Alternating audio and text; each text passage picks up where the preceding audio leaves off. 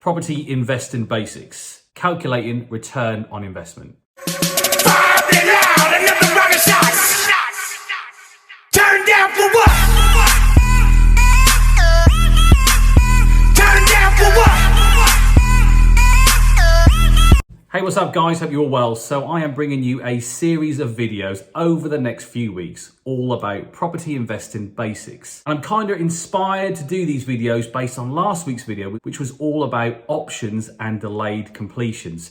And the response was fantastic. So thank you all for watching that video and all of your messages, both private and public comments. So over the next couple of weeks, I'm going to be focusing on some of the things that really helped me understand property investing and gave me some key areas that I focused on and measured my own performance in the early days. And some of them are still current and resonate today in everything that I do. And one of those is calculating the return on investment. Now, you might be thinking, why is that so important? Surely raising the funds to buy a property and then buying a property and then either renting it or selling it is what this is all about.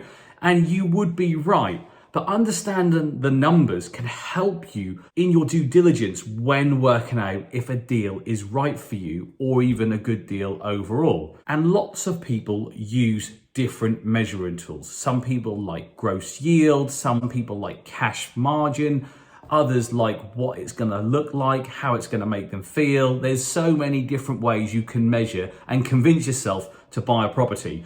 Now, personally, I think you should take emotion out of it and look at the numbers and try and look at the best case, but be prepared for the worst case. And if you can plan all of your numbers on the worst case and the best case comes off, then all the more better. But if the worst case scenario does play and you can still make a pretty good return, then it is a winning deal. Now, one of the key things why I have always focused on return on investment, which is the return on the money that is going into the deal, and nothing else, is because it was really relevant for me in my position. Cash was really, really limited. So I had to make sure that all of the cash that I was using was being put to work at its hardest and giving me a maximum return on investment. But that return on investment was always a short-term figure because my goal was always to refinance that money out and then it would give me another return on money left in. So there's two things at play here. Return on the initial investment, and you should be prepared to leave your money in a deal because you never know what's going to happen. Legislation could change, markets could fall off the edge of a cliff the next day. So my view has always been, if I bought a property today and the market collapsed tomorrow, would I be happy to hold on to that property long term? And one of the key drivers for agreeing to do the deal is because the return on the investment on the initial money going in. And I guess before we get started, I should say that I have used this so much that I developed an app that has this built in just to put the numbers in. You just put the numbers in and it pops out the return on investment. So if you want to save your time and don't want to watch anymore, there is a link in the comments below that takes you to the Facebook page of Grace Charles Property, where you can download the Grace Charles app for Apple and Android. And it has stamp duty calculators, interest rate calculators, but the big one there is the return on investment calculator. And it is completely free to download and use. But if you're still with me, let's get straight into the video. When you're working out the return on investment, it is all about putting the numbers in and understanding what numbers go where. And you can either do it on the back of a fag packet, on a piece of paper, on an iPad, on an Excel spreadsheet, or in an app. It's entirely up to you. And when you start to understand the numbers and how they go in and the order that they go in, you can pretty much do this just using a calculator on your phone. But the app that I developed completely outlined what numbers were going where, and it made a lot more sense. But the first thing that you need to consider is obviously the purchase price. So let's stay with some really simple numbers. Let's go with 200,000. So the purchase price of the residential property is 200,000. Then you need to understand what loan to value, mortgage or bridging finance you can borrow to buy that property. And depending on the property, depending on your goal with it, depending on the tenant, the state of the current property, it is going to determine what sort of product that you use. But my advice would be to buy it on some form of bridge and loan or bridge to let product, or a product where it enables you to do the work, because we're talking about a property that you potentially are going to add value to and refinance at a later date. But let's keep the numbers really simple. Let's say you borrow 75% loan to value of the 200,000. That means the lender in broad terms is going to lend you 150,000. Now you have to be careful. They might deduct some fees off of this. They might add some fees onto it. Every lender is different, but typically there's a product fee which gets deducted from that, around 1%. So your 150 gross loan could be reduced to say 148,500 if you're having a fee deducted. Then you have the lender's fees that you have to pay to take the mortgage application forward. These are things like booking fees, introduction fees, valuation fees. So you need to be mindful of what they are, and they can vary from lender to lender and from project to project. Some buy-to-let lenders for buy-to-let investors who have a small portfolio are offering free valuations. This all has to be taken into consideration when you're working your return on investment, because the investment is reduced on the smaller amount of fees that you pay. And conversely, if it's the other way, if you're paying huge amounts in valuation fees because it's a commercial property, or you're a large portfolio landlord and you're being stung for the privilege of having a large portfolio by large fees, they all have to be taken into account. So let's try and keep the numbers pretty simple. And let's say your mortgage fees in total, including the valuation, is around £2,000. Then you have solicitors' costs. So there's your solicitor costs, and then there's the lender's solicitor's costs. Now, what you want to try and do is try and get joint representation. Either your solicitor is going to act for you and the lender, or the lender's solicitor is going to act for you and the lender. Either way, it's going to save some costs. Now, this is great if they can use your solicitor, because you're used to using him and he knows how you work and he knows what you're looking for. Where I would be really nervous about doing this is on a brand new purchase, or maybe a complex project where the lender's solicitor is acting for you, but they don't understand all of the different moving parts for this project and what you're doing with it. So try and get everything parked with your solicitor, and you may have to take a view where you pay your solicitor and you pay a separate solicitor for the lender. But they're all costs that need to be taken into account. So let's say that's another £2,000, £1,000 for one solicitor, £1,000 for the other, keeping it really simple. Then you have your refurb costs and stamp duty. Now, I always pile this in because I see stamp duty as another cost that I have to build in to my overall costs for this project. And I always wrap it in within the development part of it, within the refurb budget. Let's try and keep the numbers pretty simple. Let's say including your stamp duty and all of your works, you want to spend £25,000 to make that property habitable, to make it lettable, meeting your target market, whatever it may be, or maybe the sales market. So now we know our total cost outlay is going to be 29,000. And because the lender is going to lend us 150,000, taking into account the fees that are already within the 29,000, you need to put a deposit in of 50,000, because the purchase price, remember, is 200. That now gives us a total cash outlay, a total investment required of £79,000. And this is so key to now working out our return on investment. Now, there's two parts here.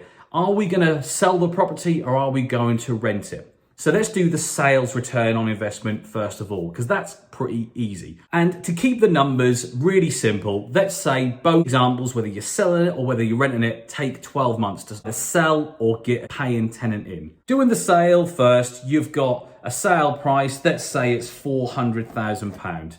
And out of that, you've got some more solicitors' costs. You've now got probably an estate agent fee in there as well.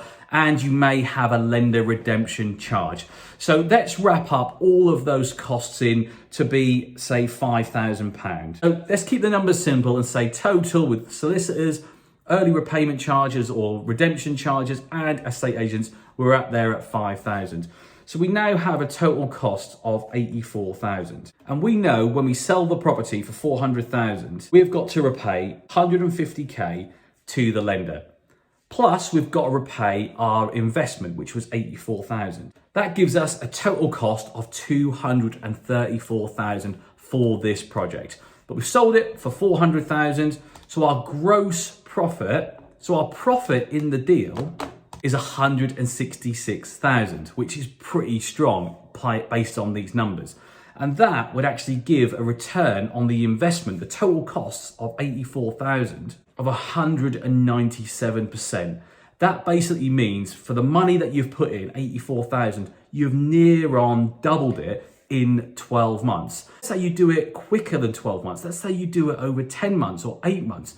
To work this out pro rata, take the investment return percentage, which is 197%. You divide it by how many months that is taken, so 10 months, and that gives you a figure per month. Times that by 12, that gives you your 12-month equivalent return on investment, which is pretty good. Using the same numbers for the rental side. And we know our total outlay before we sell it was 79,000. And because we're not selling it, we don't have the redemption charges, we don't have the estate agent fees, and we don't have more lenders fees. So that stays as it is for the time being. And like the sale, it's taken us 12 months to rent it. And this particular property was a conversion to a student house. So we're getting a pretty good rental payment on this particular property. So let's say for this sort of numbers, we're getting £2,000 per calendar month. And to make it a little bit simple, we're going to say that that doesn't include the utilities. The students are paying their own utilities. And to keep it really simple, we're going to say that no letting agency is involved. But typically, they might be anything from 5 to 10% plus VAT of the monthly rental. So you have to take that into consideration. You have to take that from the gross. But that does leave what other deductions do we have? Now you've got any ongoing maintenance, which you have to take out of that to give you a true reflection of the return that you're getting. But this is a newly refurbished property and we've done it properly. We've replaced all of the things that could go wrong in the early part of its life. So this doesn't have any maintenance charges out of it. But there is one quite large deduction, which is the mortgage monthly repayment. Now, remember, we borrowed 150,000 to do this deal.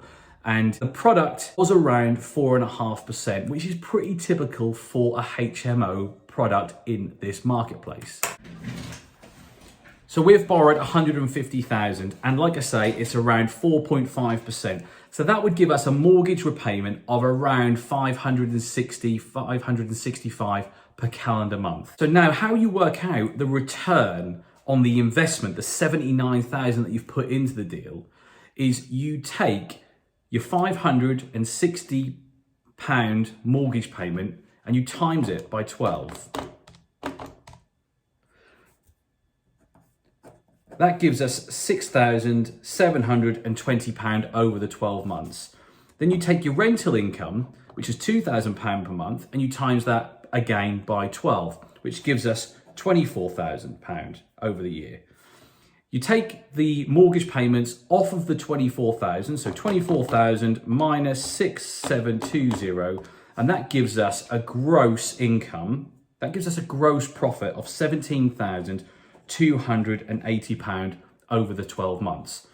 You divide that figure by your original investment, which is 79,000, times by 100, and that gives you the percentage return on investment, which is 21.8% per year. So that basically means over 5 years, just under, you're going to get all of your money back, which is a pretty good deal. Now, this is where it gets interesting, and this is how I built my own portfolio, is we have generated a property which is producing really good income for a pretty low investment, which has given us a large return on investment. And most people would be happy with that. 21% is not to be sniffed at, but we want more. We're the entrepreneurial property business people that want to drive our business forward and buy more of these deals.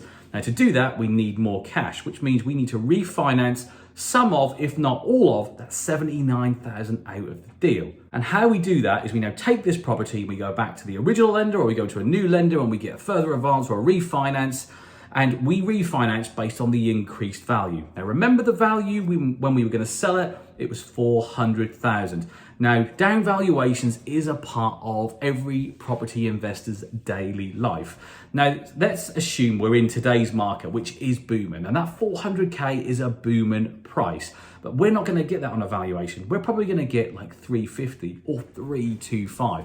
Like I said, right at the start, plan for the worst. So let's assume we're going to get the lowest valuation figure, which is 325. We're now going to work out the return on the money left in the deal. And you need to watch really closely because this number is going to be big. So at 375, we know we can borrow 75%. That releases 243,000. 150 pays off the old mortgage. That leaves us 93,750 minus any refinance costs. Let's say, to keep the numbers really simple, the fees and the costs bring that gross amount down to 90,000. Well, it's only cost us 79,000 to do the deal. So we're getting all of our money out and 11 grand extra, 90 grand to go and play with in the market. Now that increased loan is going to increase your monthly repayment, and that repayment will increase to around £915 per month, which is a massive jump. But remember, we've had all of the money out of the deal and we've still got £2,000 per calendar month coming in from our group of students. That now gives us a net cash flow position of £1,085 per calendar month. Times that by 12, that's just over £13,000 a year. Now, you remember how we did the return on investment? Well, we now need to do the return on the money left in. But in this example, there's no money left in, which means the return on the investment left in is infinite. You've had all of your money out. You've basically got a deal for free. But let's say the valuer on that particular day was feeling particularly harsh and downvalued the property to say 300, if not 375. And the net result meant that you had to leave some money in. And let's say your 79,000, 20,000 of that was left in. Well, we take the 13,000 that we're going to make over the year based on the new mortgage repayment. We divide that by the 20,000 left in, and you times the figure by 100, and that gives you about a 65% return on money left in, return on investment net, after you've done all the work, after you've got it tenanted and you've pulled the majority of the money out, which means in the best part of a year and a half, had all of your money repaid anyway. And this is the key to making your small pot of cash go further. And understanding how to find the right deal is all about understanding the numbers. So there you go. That's my first property investing basic video, all about return on investment. Hope you found the content rich. I'll catch you all on the next video.